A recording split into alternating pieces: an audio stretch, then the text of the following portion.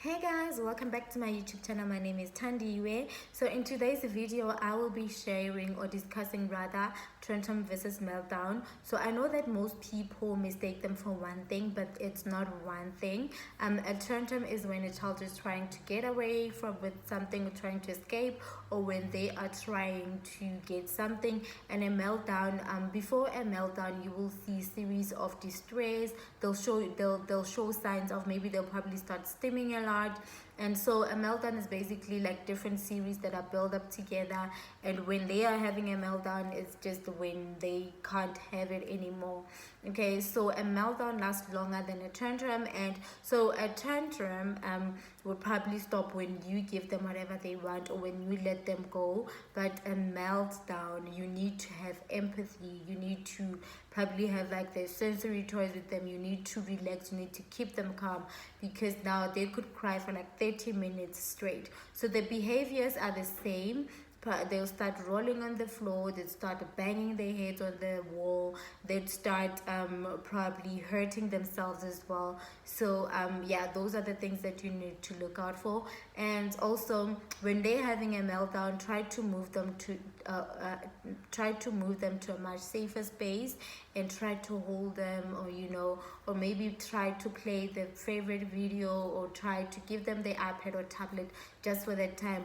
And also, when they're having a meltdown, eliminate punishment. Don't try to punish a child when they're having a meltdown, because they're just so emotional and they're trying to express themselves.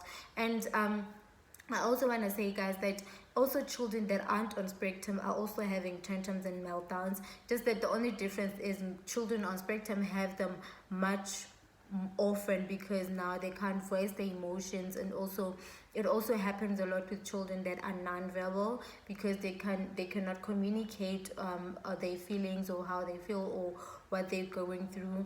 But yes, you need to be very you have to have empathy, and you need to be very understanding when they're going through that phase.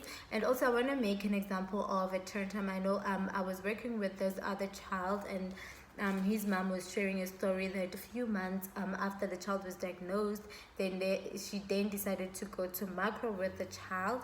And when they got to macro, because she was getting some few things, so when she got to macro, the child then asked for a Coke. She loves Coke, so she asked for cool drink. And the mother was like, nope, you will, after this week going home, you'll get Coke, there's Coke at home.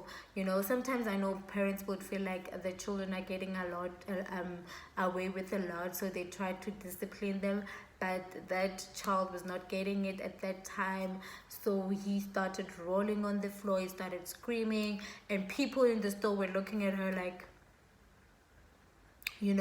and people started making remarks like, the child is spoiled or doesn't have manners. Mind you, the child at that time was like 10, and when a child is 10, people would expect the child to have maybe some morals in a way. So yeah, people were judging her, and now she's deciding, okay, let me just give him the Coke. So she grabs the Coke, and then she wants to give him the Coke.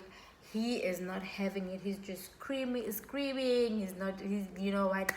And so fortunately, this other cashier was understood what was happening, and then she decided to call her, like, let me just help you so that you can go.